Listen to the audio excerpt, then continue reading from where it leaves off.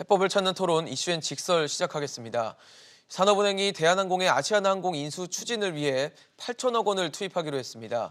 이 대한항공과 아시아나항공이 합쳐지면 이 세계 7위를 넘보는 초대형 항공 그룹이 탄생하게 되는 건데요.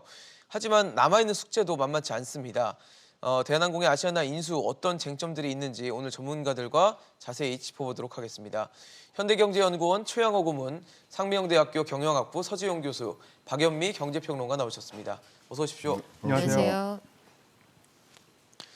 네, 대한항공과 아시아나항공의 합병, 이게 사실 이 산업은행의 아이디어다라고 지금 알려져 있는데 그전에는 사실 아시아나항공을 HTC 현대산업개발에서 인수하기로 했다가 지금 백지화가 된 상황이어서 뭐 나름대로는 좀 현실적인 대안을 내놨다라고 봐야 될지 아니면 좀 아무래도 국적항공사의 두 곳에 합쳐지는 부분이기 때문에 좀 과도한 결정이라고 봐야 될지 어떻게 보십니까? 저는 현실적 대안도 있지만 최근에 본 산업은행의 어떤 이 기업 간의 어떤 이런 재무구조 조정이라든가 합병 중에 가장 진취적이고 가장 이 앞을 내다보는 그런 여러 가지 수가 엮인 굉장히 칭찬을 해주고 싶은 대안이라고 생각합니다. 물론 지금 코로나19가 길어지기 때문에 원매자가 없습니다. 그래서 현대 산업개발 불발 이후에도 5대 그룹에 다 이제 한 번씩 문을 두들겨 봤다는 얘기는 있습니다만은 어쨌든 간에 항공업이라는 굉장히 중요한 산업은 전문 경영인들이 해야 되기 때문에 대한항공으로 일단 몰아주는 부분. 그다음에 항공 운수 산업이라는 것은 한 국가의 경제 현대화를 재는 굉장히 중요한 지표거든요. 근데 우리나라는 경제뿐만 아니라 항공 운수업이 안보까지도 지금 이게 플러스가 되어 있습니다. 예. 그래서 이번에 굉장히 이것이 잘 마무리돼서 새로운 어떤 이정표를 남기는 것이 굉장히 산업은행과 지금 관계자들이 해야 될 일이고 좋은 결과를 냈으면 하는 바람이 어느 때보다 더 큰 구조조정 합병이라고 생각합니다. 네. 서 교수님은 어떻게 판단하고 계십니까? 예, 항공업 경쟁력 제고 방안 측면에서 현실적인 대안이라고 생각을 합니다. 지난 이제 9월달 아시아나 인수, 네. HTC 현대산업개발 인수가 무산된 이후에 이제 산업은행이 이제 여러 가지 방안을 모색했던 것 같아요. 그 중에서 이제 항공업끼리의 어떤 시너지 효과 이런 것들을 고려해서 이제 M&A를 추진하고 있는데 현실적 대안이긴 하지만 우려되는 부분도 있습니다. 지금 많이 얘기하고 있는 독과점 문제, 그다음에 그동안에 혈세 한 5조 원 정도 들어갔는데 정부 자금이 또 들어가는 거 아니냐는 그런 부담감, 그다음에 이제 사실 한진칼 관련돼서 이제 지분 참여하는 부분, 사실 민감한 그런 어떤 지분 쟁점이 있는 기업이거든요. 그런 쪽에 이제 정부가 경영권 관련돼서 이제 개입을 하는 그런 또 부작용도 있을 수 있고요. 마지막으로 또 대규모 구조조정도 예상되고 있어가지고 상당히 이런 것들이 이제 앞으로 넘어야 될 난관이 아닌가 생각이 됩니다. 평론가님도 나름 네. 현실적이라고 동의하십니까? 어쩔 수 없는 고육책이었다고 보는데 현실적으로 HDC 컨소시엄이 포기한 이후에 가져갈 만한 적당한 임자가 없기도 했고요.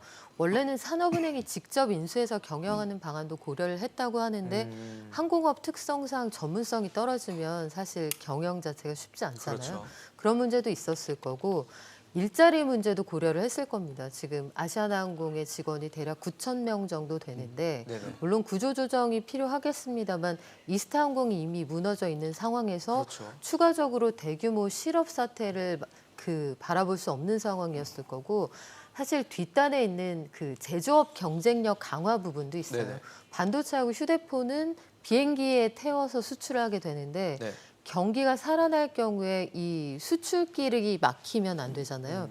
여기에서 항공업이 가지고 있는 어떤 물류로서의 기능, 우리나라 항공사들이 가지고 있는 화물 운송의 기능도 고려를 두루 했을 것으로 보이고 그동안 투입된 돈이 대한항공과 아시아나 합쳐서 대략 5조 원 정도 됩니다만 여기에서 아시아나를 부도 처리했을 때 한진해운과 같이 정리를 했을 때 후폭풍이 만만치 않았을 거거든요. 네네네. 그래서 그동안에 투입했던 이른바 본전을 생각하면 살려서 화물 운송을 중심으로 일단 키워내고 향후에 그 업황이 좋아지길 기다리는 게 더 낫다 이런 판단을 했던 것으로 보입니다. 지금 말씀을 들어보면 네. 사실 지금 8천억 원을 산업은행이 쏟아붓기로 했는데 네. 앞서서 한 5조 원 정도로 이미 들어갔단 말이죠. 네. 그러면 사실 이게 다 산업은행의 자금이 국민의 혈세라고 볼 수 있을 텐데 네. 이 추가 혈세를 또 투입해야 되는 상황이라고 좀 봐야 되는 거네요. 이게 아마 산업은행의 계산으로는 그동안 넣은 돈을 여기서 손절을 하는 게 나을 것이냐, 네네. 추가로 자금이 어느 정도 들어가도 향후 업황이 나아지고 경쟁력이 강화되면 이 본전을 회수할 수 있을 것이냐 계산을 했을 텐데요. 올해 상황을 좀 두고 보면 그 국가 간의 셧다운 상황이 길어지면서 다국을 오가는 화물 운송기가 거의 사라진 상황이거든요. 그렇죠.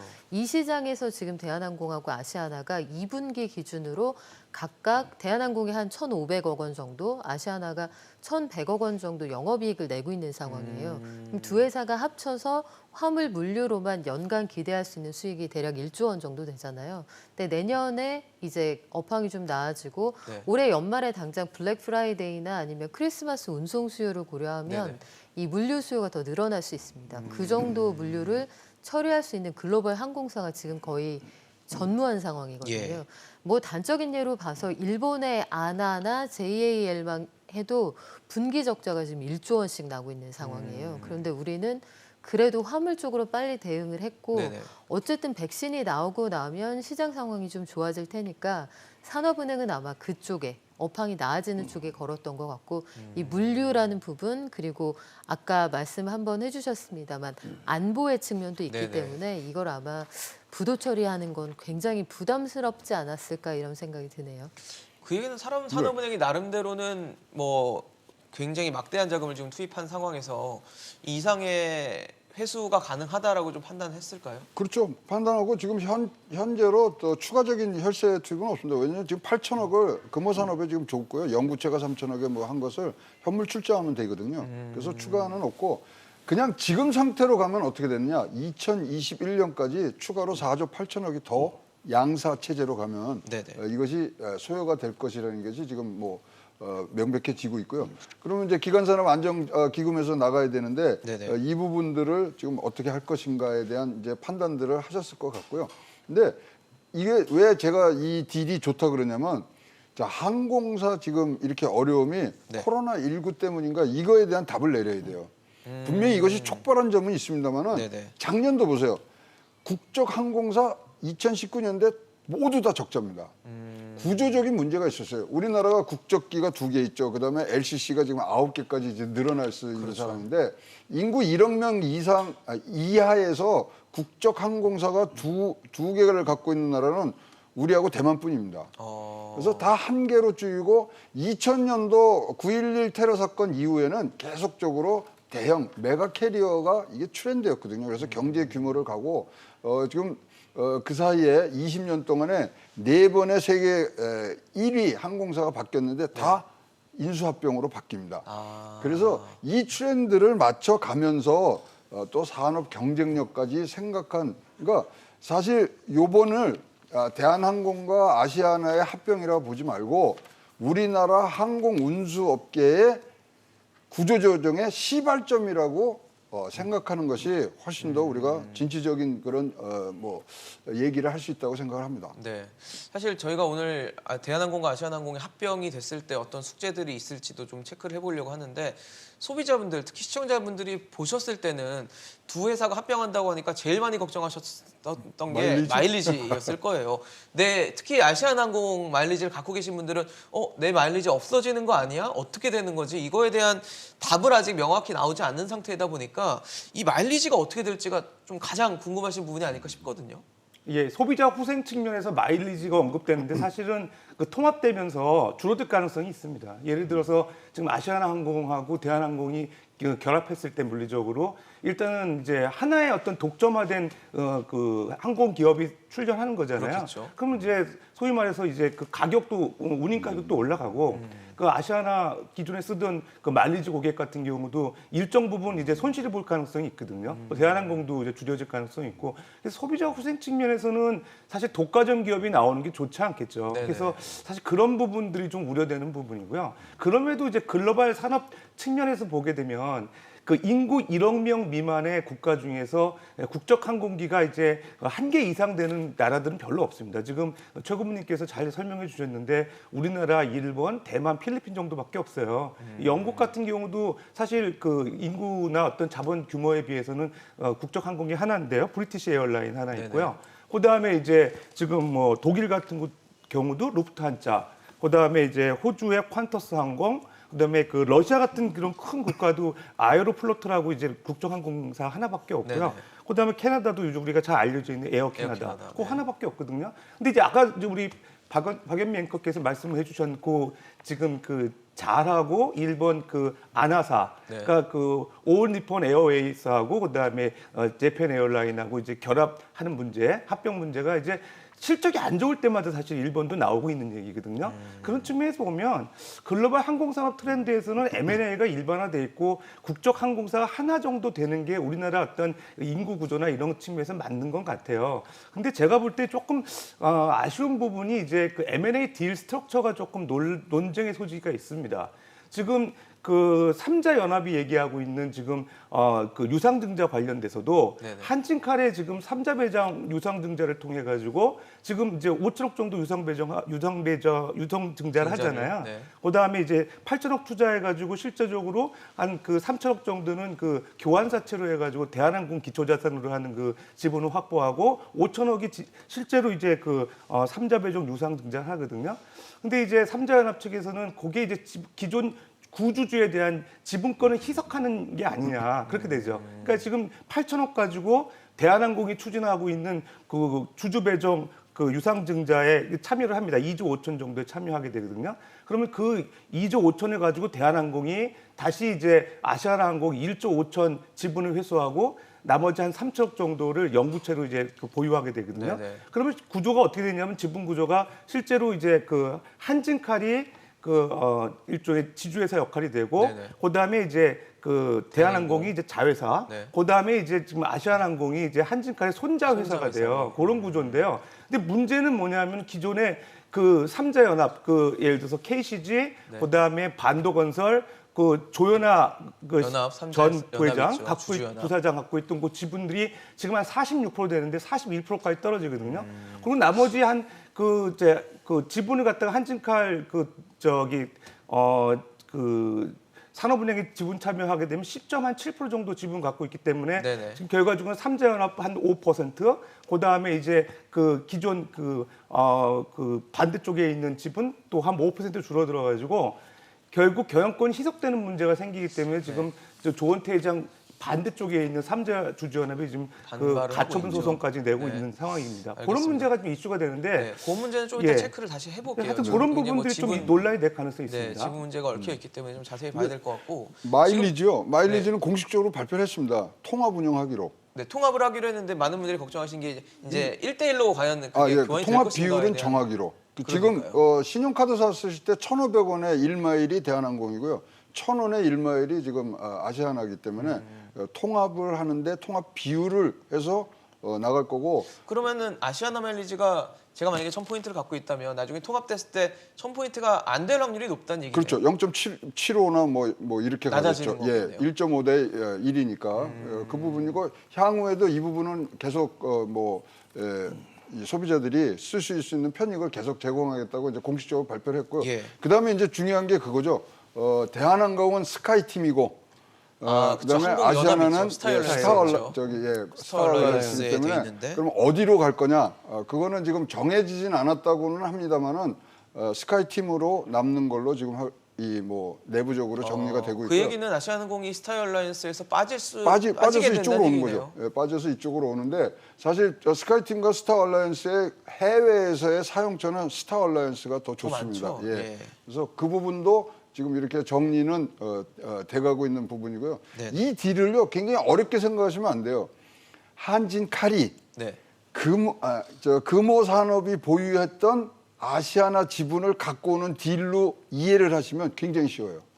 그 안에 들어가서 한진칼에 뭐 대한항공을 주고 뭐 미투 이거는 다른 게 아니라 한진칼이 지주회사기 때문에 20%를 유지하려고 하는 구조고요.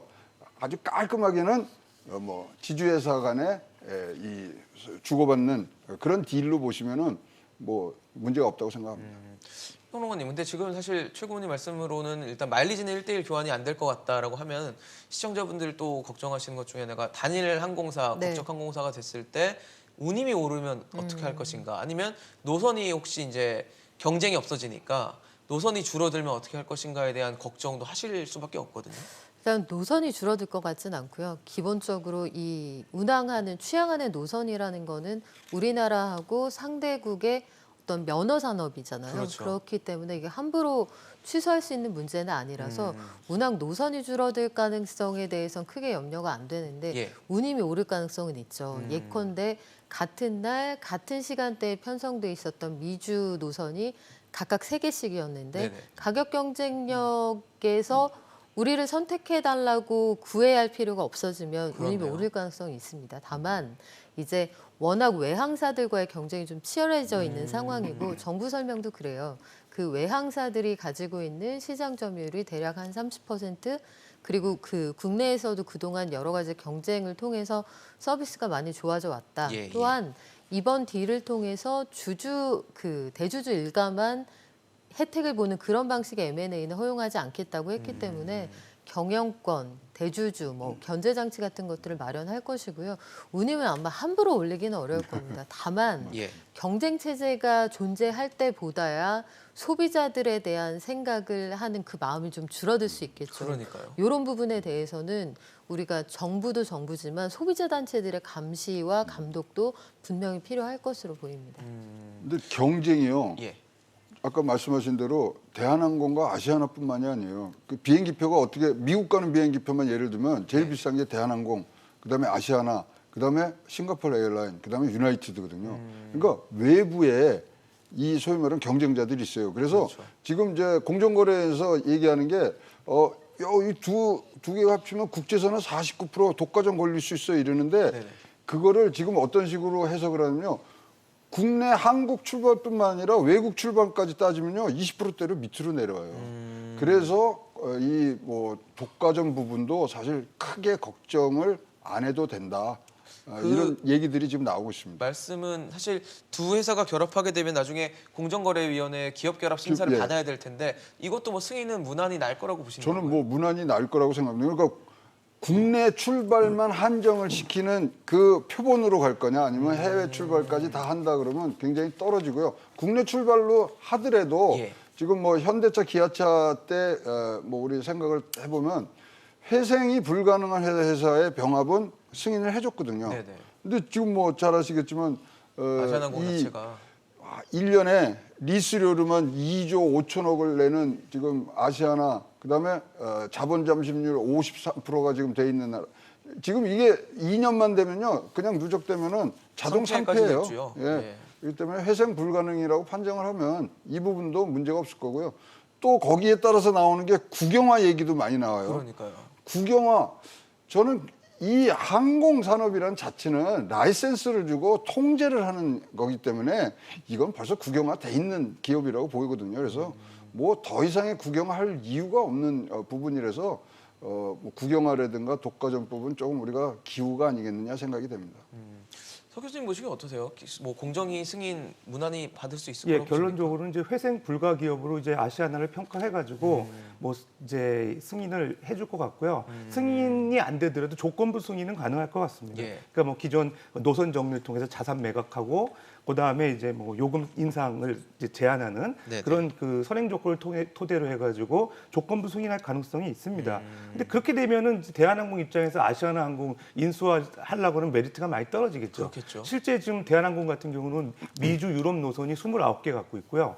그다음에 이제 아시아나항공 같은 11개 갖고 있는데 한 두세 곳 정도가 지금 전상대 중복되는 것 같아요. 그래서 네네. 대체적으로 노선을 이제 아시아나 이제 아시아 쪽으로 이제 전환하고 그다음에 이제 대한항공은 이제 미주 유럽 쪽으로 이제 정하는 장거리 노선 쪽으로 갈 가능성이 있는데 어쨌든 이런 핵심 자산을 매각한다는 조건이 이제 강하게 부여된다고 하면은 좀 인센티브는 떨어지지만 지금 코로나19 사태로 이제 항공 산업이 어렵기 때문에 네네. 이제 공정위에서 그렇게 강한 그 조건을 내걸 가능성은 많지 않아 보입니다. 그래서 결론적으로 보면 조건부 승인 아니면은 그 아시아나 기업이 이제 회생 불가 사례를 이제 예를 들어 가지고 이제 그 승인 내줄 가능성이 있고요. 뭐 최근에 2020년 올해 4월달에 이제 그 제주항공이 이스타항공 인수할 때도 이스타항공이 상당히 이제 회생 불가 기업이라고 판정해가지고 네네. 승인 내준 사례가 있기 때문에 뭐 그 전철을 밟지 않을까 생각이 됩니다. 네.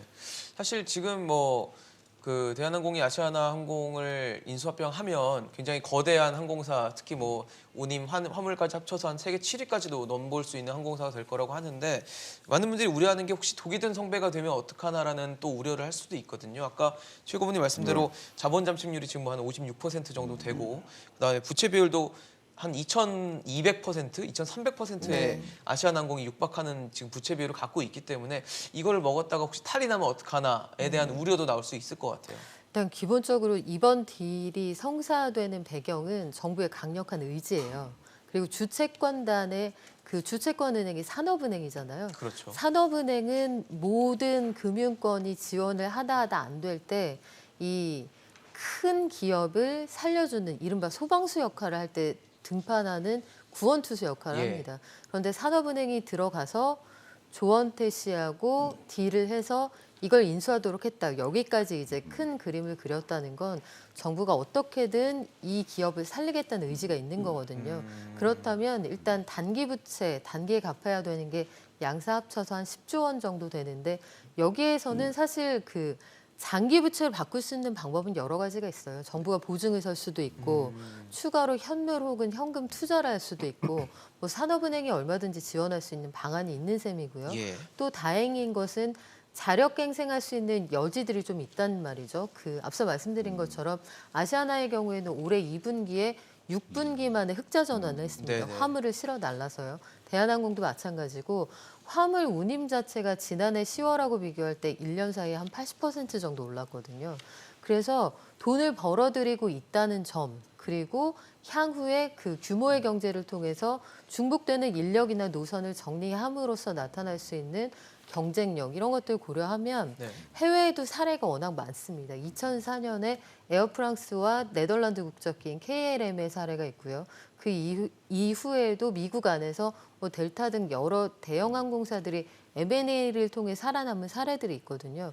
이런 것들 두루 고려하면 어떤 방식으로든 이 기업은 반드시 살린다. 이게 정부의 의지이고 공정위에서도 심사할 때 조건부 승인을 내줄 가능성이 큰데 네. 아마도 이 과정에서 자회사로 가지고 있는 일부 회사를 팔거나 아니면 규모를 줄이거나 그것만 따로 떼어서 별도의 저비용 항공사의 큰 어떤 그룹을 만들 수도 있고 사실 시나리오는 만들기 나름이라고 봅니다. 네네. 네. 그럼 뭐 네. 이런 부채 비율이라든지 지금 사실 마이너스로 평가되는 부분들이 어떻게든 살려놓겠다는 정부의 의지가 있으면 뭐 큰 문제가 되지 않을 수도 있겠네요. 뭐 큰 문제 아니고요. 2,300% 지금 얘기가 이제 나오고 있는데 네. 거기에 사실 금융 리스뿐만 아니라 비행기 리스 등이 여러 가지가 있거든요. 그러면 네. 한 그게 2조 5천 원 정도 나가요, 예. 1년에.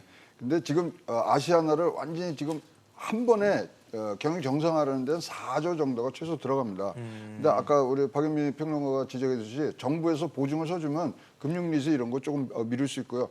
또 뭐 영부채 전환이라든가 해서 분명히 여기는 길이 있기 때문에 크게 두 회사가 뭐 진짜로 전력을 해서 이 영업을 한다면 괜찮을 것 같고요. 특히 이제 우리 화물에 지금 우리나라가요 대한항공이 세계 3위로 올랐어요.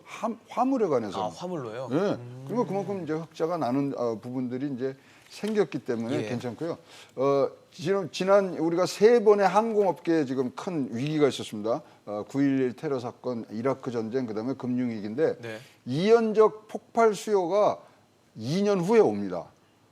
그 사이에 화물로만도 잘 견디면 2022년, 23년도에는 화랑을 할 수 있고 뭐 개인적인 주관적인 생각입니다만은 우리 투자의 귀재 네. 짐 로저스가 왜 대한항공만 갖고 있는지가 요새 이런 것들을 볼 때 뭐 좋은 뭐 지침서가 되지 않겠냐 보여집니다.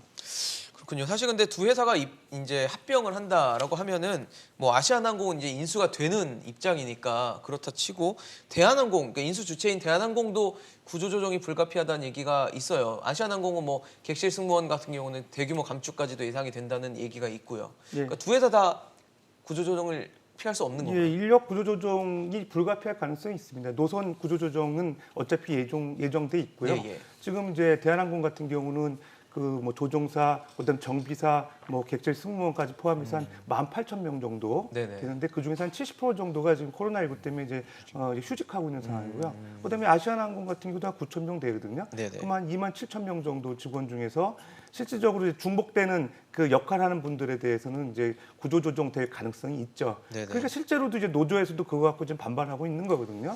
근데 이제 정부에서는 이제 아시아나항공 같은 경우 이제 기한기금 이제 이미 받았고요. 네네. 2조 4천억 정도 받았고, 그다음에 대한항공도 신청한 상태이기 때문에 기한기금 신청할 때 조건이 이제 뭐 고용 유지하는 그런 조건들이 있긴 해요. 예, 예. 그래서 어느 정도 이제 공식적으로는 이제 유지하겠다 얘기는 했지만 현실적으로는 이제 불가피할 가능성이 있습니다. 구조조정이 그런 문제가 있기 때문에 사실 좀 그 얼마나 이제 그 단기간에 이제 출혈을 겪고서 중장기적으로 이제 항공산업의 경쟁력을 제고하는데 좋은 M&A가 될까 사실 그 뭐 기대도 되고 우려도 되는 상황이거든요. 어쨌든 그 고용 유지에 대한 문제는 어차피 지금 코로나19 상황이기 때문에 네네. 정부가 좀 특단의 조치를 취해서라도 배려할 필요가 있지 않나 생각이 듭니다. 평론가님 보시기에도 구조조정이 불가피하고 결국은 뭐 근로할 수 있는 인원들이 줄어드는 그런 상황을 맞이할 수밖에 없을까요? 네, 지금 대외적으로는 인위적인 구조조정은 안 하겠다고 했는데 네. 이 얘기는 좀 자세히 짚고 들어가면 자연스러운 구조조정은 어쩔 수 없다는 얘기예요. 그러니까요. 그러니까 칼로 잘라내듯이 하는 구조조정은 아니더라도 업황이 좋지 않은 상황에서 똑같은 일을 하는 사람이 중복으로 필요한 상황에서는 네네. M&A가 이루어진다 그러면은 어쩔 수 정리를 할 수밖에 없이 없다. 정리되는 안타까운 상황이 좀 벌어질 수밖에 없는 거거든요. 그래서 정부도 지금 이스타항공의 경우에는 눈물을 머금고 지원을 중단한 상태잖아요, 사실상. 네네. 그런데 아시아나를 살리겠다 이런 의지를 가지고 있지만 100% 현재의 모습으로 가져갈 수는 없을 겁니다. 그 부분에 대해서는 어느 정도 각오를 해야 할 텐데 다만 일자리 상황에 대해서 대량 실업을 막겠다는 게 정부 입장이니까 어떤 방식으로든지 전원 배치를 하든 뭐 최선을 다해서 일자리가 줄어드는 거 아마 막으려고 노력을 할 거예요. 그럼에도 불구하고 일부의 피해는 어쩔 수 없을 것 같습니다. 이번 상황에서는. 노조 입장에서는 뭐 굉장히 불안하겠네요. 양쪽의 노조를 다 합해 보니까 5개가 있더라고요. 네네. 조종사 뭐 근데 지금 이제 분석을 해보니까 예.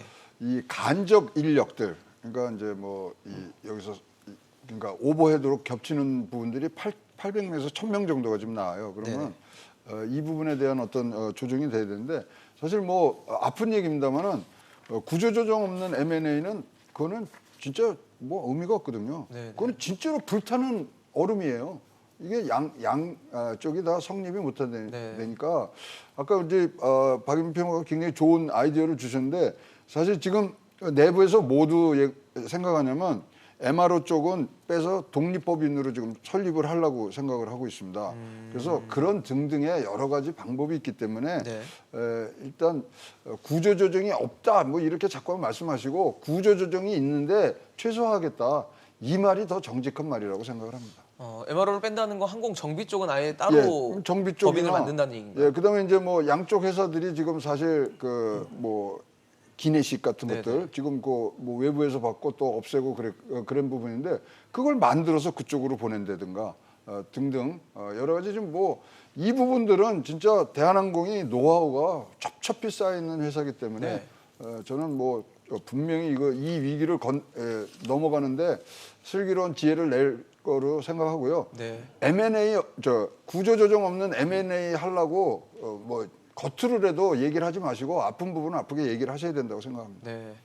좀 지혜가 필요한 순간이 아닌가 싶습니다. 지금 뭐 앞서 또 서주정 교수님 말씀해 주셨던 지분 갖고 이제 경영권 다툼을 벌이고 있는 게 조은태 회장과 그 아까 말씀하신 삼자연합이 지금 경영권 분쟁을 벌이고 있는데 현재 상태는 삼자연합이 지분이 더 많죠. 지금 화면에 나가고 있는데 이제 만약에 한진칼이 유상증자를 통해서 아시아나항공을 인수하면 산업은행이 이제 한진칼의 3대 주주가 돼서 결국은 이번 구조조정의 가장 큰 수혜자는 조은태 회장이 될 것이다라는 전망이 나오는데 같은 의견이십니까? 그렇습니다. 지금 지분이 양쪽 다 한 5%포인트씩 낮아지게 되면 한 10.7% 정도가 한진칼이 대주주로서 이제 산업은행에 참여하는 거거든요. 네네. 그럼 결과적으로 지금 그 지분을 합하게 되면 조원태 회장이 지금 지분이 낮음에도 불구하고 네. 조원태 회장이 어떤 투자금 하나도 없이 결과적으로는 그 산업은행의 지원을 통해 가지고 우호 지분으로 확보하게 되면 지금 상황이 반대가 되는 거죠. 그러네요. 예. 그럼 이제 삼자연합청에서는 사실 그걸 반대하는 거고요. 문제는 이제 삼자 배정 유상증자가 이제 적합한 거냐, 그게 이슈가 될 것 같아요. 예, 통상적으로 삼자 배정 방식 같은 경우는 그 정관에 이제 명기가 돼 있어야 돼요. 네네. 그래서 이제 삼자연합 측에서는 과연 이 삼자 배정 방식이 적합한 거냐, 적법한 거냐 예. 얘기를 하고 있거든요. 그러니까 이게 주총 특별 결의 사항인데 이사회 결의 사항이 이제 어떻게 보면 이제 밀실 야합이다 이렇게 얘기하고 있는 거거든요. 그러니까 주총의 어떤 결의를 거쳐야 된다. 근데 이제 실제로 정관에 보면 8조 2항에 한진카 8조 2항에 보게 되면은 이 발행 주식수 30% 이내에서 이제 긴급한 자금 조달을 통해서 국내 금융기관에 이제 주식을 배정할 필요가 있다고 판단했을 때는 예. 삼자 배정 방식을 택할 수 있다 그런 정관이 있다는 걸 가지고 이제 한진카에서는 얘기를 하고 있습니다. 그런데 결론적으로는 이게 이제 심대한 어떤 기존 구주주에 대한 지분권 희석 문제에 대해서는 논란의 소지가 있고요. 예. 이걸 이사회에서 결정할 건 아니거든요, 사실이요. 그래서 그런 거에 대한 적법성 문제가 될 가능성이 있고, 그 다음에 이제 향후에 그러면 조원태 회장이 계속적으로 경영을 잘 못할 때 네네. 어떻게 할 거냐 할 때 이제 그렇죠. 산업은행 측에서는 윤리경영위원회라든가 경영평가위원회를 통해 가지고 기존 주주라도 이제 자기네들이 이제 반대표 던질 수 있다 이렇게 얘기를 했거든요. 근데 과연 그럴 수 있을까? 지금 상황만 보더라도 결국 대한항공이 사실 갑질 기업의 사실 대명사였는데 네. 대마불사격으로 해가지고 결과적으로는 손을 들어준 격이 됐거든요. 네네. 그런 측면에서 보면 과연 또 그때 가서 어떻게 될지 좀 그거는 퀘션 마크가 아닌가 그렇네요. 생각이 듭니다. 근데 어쩌면- 이 네. 부분은요, 견제장치 있다고 또 얘기를 했어요. 계약서를 다 아직 지금 공개를 못해서 그러는데 조은태 회장이 지금 말씀하신 경영에 잘못됐다고 판단이 누군가가 했을 때는 지금 뭐를 담보로 내느냐면요, 한진칼 지분 전체. 지분 그다음에 전체요? 예, 대한항공 지분 전체를 담보로 내겠다고 한 것이 지금 계약서에 명기돼 있다. 그래서 조은태 회장도 최대 수혜자라고 분명히 최대 수혜자입니다. 네네. 그렇지만 경영에 책임지는 그런 부분도 이번에는 담기기 때문에 하여튼 최대 수혜자뿐만 아니라 기업을 살리겠다는 의지도 분명히 표현한 걸로 보여집니다. 근데 사실 지금 조원태 회장과 계속 접점과 대립을 보였던 게 이제 조연아 네. 삼자 연합인데 이쪽에서는 당연히 반대를 하고 있어요. 지금 아까 말씀하신 삼자 배정 유상증자에 대해서도 반대를 하고 있고 이 사안에 대해서 산업은행이 우호 지분이 되는 게 조원태 회장 밀어주기다라는 네. 식으로 지금 비판을 하고 있단 말이죠. 그러면 만약에 이제 계속 이렇게 반대를 하면 인수가 무산될 가능성도 있다라고 봐야 될까요? 그럴 가능성은 크지 않아 보여요. 일단 말씀하신 것처럼 나라 돈으로 조원태 경영권을 방어해 주는 거냐 지금 그런 주장이잖아요. 그렇죠. 삼자연합에. 근데 사실 따지고 보면 이 삼자연합도 현재의 경쟁 구도가 결코 불리하지만은 않은 것이 주가 뛰는 거 보세요. 어제 대한항공과 아시아나 관련 주가들이 급등했습니다. 특히 아시아나 관련주는 상한가까지 쳤고 네네. 한진그룹에서도 대한항공, 한진칼 굉장히 많이 올라갔는데 이쪽도 주식을 상당히 많이 가지고 있는 주주들이란 말이에요. 그러면 이 상황 속에서 자산 가치가 올라갑니다. 그럼 이 경쟁 구도를 부각시켰을 때 조원태 씨만 득을 보는 건 아니거든요. 그렇겠네요. 이런 상황에서 법적인 대응을 한다고 얘기를 하고 있고 여러 가지 문제가 되는 소지도 분명히 있죠. 나라가 사인 간의 경영권 갈등에 개입한다. 그런 비판의 소지가 분명히 있습니다만 산은으로서는 부도를 낼 수 없는 큰 기업의 어떤 경영을 맡아줄 누군가, 관리자가 필요했고 대한항공 조원태 씨의 경우에도 본인의 경영권을 지킬 수 있는 어떤 방어막이 필요했는데 조원태 씨를 지지한다기보다는 예. 둘의 이해관계가 맞는 지점이 있었던 거예요. 여기에서 견제장치는 분명히 필요하다고 봅니다만 조연아 씨를 위시한 삼자연합이 꼭 손해를 본다고 볼 수 있느냐? 저는 그렇게만 보진 않습니다. 근데 사실 손해와 이익을 떠나서 분명히 이 삼자연합은 계속 반대를 할 수밖에 네. 없을 입장이란 말이죠. 그러면 반대를 하게 될 것 같고 그러면 인수 작업이 끝나진 않다. 이게 인수가 무산되지는 않더라도 인수가 더뎌질 수 있는 가능성은 없는 건가요? 가능성이 있습니다. 지금 일단 그 이사회 결의 3자 배정 유상증자에 대한 이사회 결의에 대한 무효 소송을 이제 진행 중이고요. 예. 그다음에 이제 신주 발행에 대한 그 중지 가처분 소송을 지금 신청 중이거든요. 그런 측면에서 보면 상당히 이제 그런 법적 논란이 있기 때문에 예. 길어질 가능성이 있고요. 산업은행에서는 연말까지 M&A를 종식시키겠다 얘긴 하지만 네네. 실제적으로 기업 결합 심사 국내뿐만 아니라 해외에서도 또 그 심사를 받아야 돼요. 그렇죠. 그렇게 되면 최소한 1년 정도는 걸릴 가능성이 있기 때문에 이 M&A 딜이 이제 완료되기까지는 상당 시간 걸릴 가능성이 있습니다. 그러면은 사실 대한항공과 아시아나가 합쳐져서 새로운 항공사가 탄생하기까지는 상당한 시간이 좀 필요할 수도 있겠네요. 지금 말씀하신 대로 타임테이블은 내년 상반기에 다 완전히 끝난다 그랬는데 이제 해외 부분부터 말씀드린다면 2019년대 싱가포르에서 이수그룹이 싱가포르 이수그룹이 예. 이제 90% 점유율 가는 것도 우리가 통과시켜줬어요.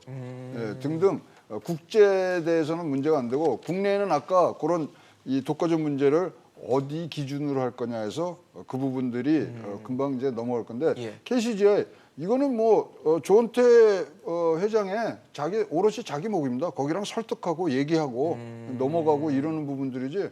아니 산 좋고 물 좋고 정자 좋을 수는 없지 않습니까? 그리고 이런 위기 상황에서 이 주주들을 설득시키는 것도 최고 경영제의 한 중요한 부분이기 때문에 우리 이렇게 해서 이렇게 키우겠습니다. 그리고 나 지금 보시다시피 내 거 다 담보 다 맡겼습니다. 이런 것들로 지금 돌파를 해가야 되는 상황이라고 봅니다. 이런 식의 설득이 가능한 상황일까요, 근데? 네, 기본적으로 KCGI가 그 기업 지배구조 개선이라는 이름을 내걸고 있지만 결국은 이윤을 추구하는 그 돈을 굴리는 그렇죠. 그룹이란 펀드죠. 말이에요. 그러면 이윤을 극대화할 수 있는 어떤 당근을 제시할 경우 이걸 마다할 이유가 없습니다. 실질적으로 대한항공의 경영권을 가져오겠다 그게 목적은 아니었다고 그렇죠. 보거든요. 예, 예. 출범의 이유를 생각해 볼 때 글쎄요 조연아 씨는 입장이 좀 다를 수 있겠습니다만 전체적으로 보면 이윤을 담보하는 상황에서 손해 보지 않는다 네. 이런 상황이 형성이 되면 여기에 응하지 않을 이유가 없고요. 전체적으로 큰 그림이 아마 아주 촉박하게 이 딜이 끝날 거라고 생각하는 사람은 많지 않겠습니다만 네. 그렇게 되면 현 체제가 유지된다는 거예요. 대한항공과 아시아나가 같이 굴러가면서 시간을 좀 두고 내년 중에 뭐 가능한 한 연착륙하는 방식으로 네네. 딜을 만들어 가겠다. 이게 정부의 그림이기 때문에 그냥 두면 무너질 수 있는 회사를 살려놓는다. 여기까지가 일단 올해의 스케줄이라고 보셔도 무방할 것 같습니다. 지금 사실 저희가 얘기하는 게 대한항공과 아시아나항공의 인수합병과 이제 통합을 얘기하고 있는데 산업은행은 그 밑에 이제 딸려 있는 LCC라고 불리는 이 저비용 항공사 3사를 통합하겠다고 했어요. 진에어가 이제 대한항공 쪽에 있고 아시아나 쪽에는 에어부산과 에어서울이 있는데 사실 앞서도 뭐 지적을 해주셨지만 우리나라 규모와 또 인구수에 비해서 LCC가 좀 많다라는 지적이 있었거든요. 그래서 지금 9개나 되기 때문에 이번에 어떤 구조 개편을 통해서 수익성을 개선하는 기회가 되지 않을까라는 기대도 있습니다. 어떻게 보십니까? 예, 그럴 것 같습니다. 지금 LCC가 우리나라 9개거든요. 실제로 이제 그 향후에 만약에 이제 지금 에어서울, 에어부산, 진에어로 통합이 된다 그러면 상당히 이제 그 어떤 시장에서 그 좀 뭐라 그럴까요? 좀 경쟁하는 기업들이 좀 줄어들면서 그렇죠. 수익성 개선될 가능성이 있거든요. 뭐 LCC가 너무 많다 얘기도 합니다. 실제로 우리나라보다 이제 그 땅덩어리만 보게 되면 100배 정도 되는 미국도 이제 LCC 9개고요. 아, 똑같네요. 예, 우리나라보다 한 땅 면적으로 한 3배 정도가 된다 그러는데 일본 같은 경우도 8개밖에 안 되거든요. 우리나라 LCC 많죠. 그러니까 지금 사실은 제주항공이 지금 거의 뭐 1위긴 하지만 예, 예. 만약에 이제 그 진에어가 에어서울이나 에어부산을 합쳐지면. 흡수해가지고 네. 단일 LCC가 되면은 양강구도가 될 가능성이 있습니다. 뭐 그렇긴 한데 이것도 또 좀 아쉬운 건 LCC가 이제 좀 줄어들면서 소비자들의 어떤 후생이 감소할 가능성이 있죠. 이 항공 요금이 좀 올라간다든가 그렇죠. 아니면 또 마일리지 줄어든다거나 또 여러 가지 뭐 서비스라든지 이런 그 혜택들이 많이 감소할 가능성이 있기 때문에 이런 부분도 좀 해결해야 될 문제 아닌가 생각이 듭니다. 사실 근데 LCC들 항공기들이 이제 뭐 새로운 항공기를 도입하기보다는 기존에 사용했던 항공기들을 재활용하는 경우가 많아서 많은 분들이 뭐 기체에 대한 문제라든지 아니면 서비스에 대한 좀 실망감도 드러낸 적이 있기 때문에 이번 기회가 좀 좋은 기회가 되지 않을까라는 생각도 들거든요. 아까도 말씀드렸지만 우리나라 항공업계의 구조조정 시발점을 이 양사가 시작된다는 거죠. 지금 2년째 항공업계 학술대회를 가면요, 우리나라의 적정한 이 항공업체 수가 국적기 하나, LCC 3개입니다. 그래서 분명히 이거는 이합집산이 되고, 뭐 잘 아시겠지만 이 LCC가 지금 9개까지 가게 되는 부분들은 굉장히 많은 정치적 과정을 지금 거쳐왔거든요. 네네. 그래서 줄여야 되고요. 아니 어떻게 이 조그만 나라에서 고속버스 회사보다 LCC가 더 많냐 이거죠. 그러니까 이것들은 줄여야 되는, 3개로 줄여가는 과정을 정부가 꼭 해줘야 되고요. 지금 사실 3개 더 면허를 추가로 줬습니다만 예. 에어로케하고 에어프레미어는 지금 아직 시작도 안 못했죠. 했어요. 네. 뭐 그런 부분들까지도 다 고려를 해서 하시는데 3개가 적당합니다. 3개도 좀 많습니다. 네. 사실 근데 뭐 다른 나라랑 비교할 때 보면은 미국 9개고 우리나라도 9개 똑같다 그러는데 비행기 수로는 미국은 1,500대고요. 네. LCC가 우리나라는 140대거든요. 그래서 뭐 그런 얘기 저런 얘기 많은데 일단은 줄여서 하고 새롭게 출발을 지금 국적사 하나로 가는 부분들과 여러 가지 지금 그 안에서의 팔고 사고가 또 있기 때문에 요번에 기회로 잡아서 가야 됩니다. 절대로 항공사의 이런 적자 상황은 코로나19 때문 아닙니다. 2019년도를 보시면 다 적자입니다. 구조적인 문제 분명히 있습니다. 그러면 사실 결과론적인 얘기지만 우리나라 정부에서 특히 국토교통부가 면허를 주고 있는 것으로 알고 있기 때문에 또 면허를 너무 남발한 거 아닌가요? 뭐 면세점 사업하고 비슷한 거죠. 지금 적정 시장 규모에 비해서 면허가 지나치게 많이 남발됐다고 지적할 부분이 분명히 있고요. 시장 상황 대비 왜 면허가 많이 나왔을까에 대한 고민도 필요한 거죠. 이거는 여러 정권에서 책임져야 할 사람이 상당히 많은데 일자리를 늘린다 뭐 등등 그 지역별 거점을 많이 만든다 뭐 여러 가지 명분이 있었습니다만 예. 정치적 고려가 많았습니다. 사실. 그래서 일자리를 늘린다는 명분보다 실질적으로 이 산업 전체에 입힌 어떤 데미지를 고려할 때 이번 기회에 한번 정리하고 갈 필요가 있을 것 같은데 이제 문제는 근로자들인 거예요. 여기서 일하고 계셨던 분들의 차후를 어떻게 도모할 것이냐 여기에 대한 치열한 고민 좀 필요할 것 같고요. 더불어서 아직도 이스타항공 그 근로자들이 국회 앞에서 농성을 하고 있거든요. 예. 이분들에 대해서 책임져야 할 사람들이 책임을 지는 모습을 분명히 보여줘야 할 거고 여기에는 뭐 정부 여당도 분명히 여러 가지 관심과 책임을 피해갈 수 없다고 봅니다. 네. 사실 지금 앞서도 말씀드렸지만 대한항공과 아시아나항공의 합병이 이 산업은행의 아이디어에서 시작이 됐다라는 말씀을 드렸는데 그러다 보니까 산업은행이 너무 우리 산업계에 영향을 미치는 입김이 너무 센 거 아니냐는 얘기도 있습니다. 어떻게 보십니까? 그 산업재편 구조조정 전문은행, 그 산업은행이라고 이제 많이 얘기하는데 네. 산업은행이 주 채권단 이제 아시아나은행이 은행인데 실제적으로 이제 그 공적 자금 회수하는데 사실 지금 상당히 이제 목매달고 있는 것 같고요.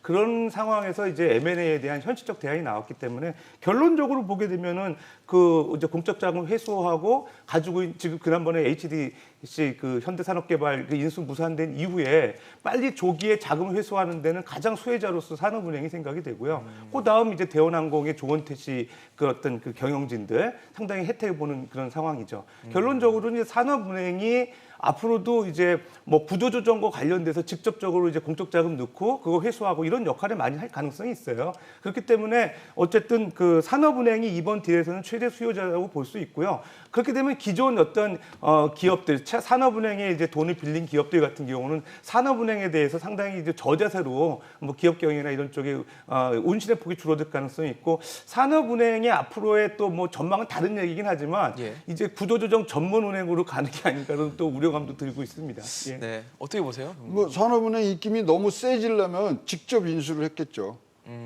직접 자기네들이 사서 자기 부채 안고 있는데 네, 그러지 않았다는 거죠. 예, 그러지 않았기 때문에 뭐 입김이 뭐 이게 세다고 얘기를 못 하고요. 저는 뭐 요번에 산업은행이 전체 딜 짜는 거 앞으로 잘 마무리를 해야 되겠습니다만은 100점 만점에 120점 드립니다.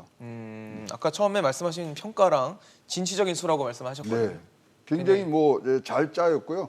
사실 항공업계는 이건 면허 산업이기 때문에 어차피 누군가가 규제를 해주고 누군가가 도와줘야 되는 부분들이 있기 때문에 산업은행의 입김 뭐 너무 세진 거 아니고요. 굉장히 잘된 진취적인 딜이다. 네. 이렇게 칭찬드리면 좀 제가 거만해 보입니다만 하여튼 굉장히 좋은 딜 한번 보게 됐습니다. 네. 평론가님 어떻게 평가하십니까? 뭐 산업은행이나 수출입은행은 예전부터 입김이 셌죠. 결국 하다 안 될 때 가는 곳이고 그렇죠. 최종 대부자 역할을 해왔고 이쪽에 입김이 셌던 건 어제 오는 일이 아니고요. 사실 여기까지 가지 않았으면 좋았을 텐데 그렇죠. 한계 상황이 있을 때 가는 곳이니까 뭐 가불관계가 존재할 수밖에 없습니다. 다만 산업은행이나 수출입은행이 공적 자금을 투입했을 때 이걸 반드시 회수한다 이런 전례를 계속 남겨야 할 거고요. 산은이나 수은을 통해서 자금 지원을 받고 방만 경영을 하거나 아니면 회계부정을 저지른 기업들이 적지 않았거든요. 이번에는 절대 그런 일이 반복되지 않도록 견제 장치가 분명히 들어가 줘야 할 것이고요. 국회에서도 여러 가지 입법으로 보완할 사항이 있는지 이번 기회에 그 꼼꼼하게 좀 들여다봤으면 좋겠습니다. 네, 오늘 뭐 말씀을 나눠보니까 대한항공과 아시아나항공의 합병 과정에 아주 많은 숙제들이 남아있는 것 같습니다. 이번 구조조정을 시작으로 항공산업의 발전은 물론 이 소비자 후생까지 개선되는 기회가 되기를 바라겠습니다. 오늘 최양호 고문, 서지용 교수, 박연미 평론가와 함께했습니다. 고맙습니다.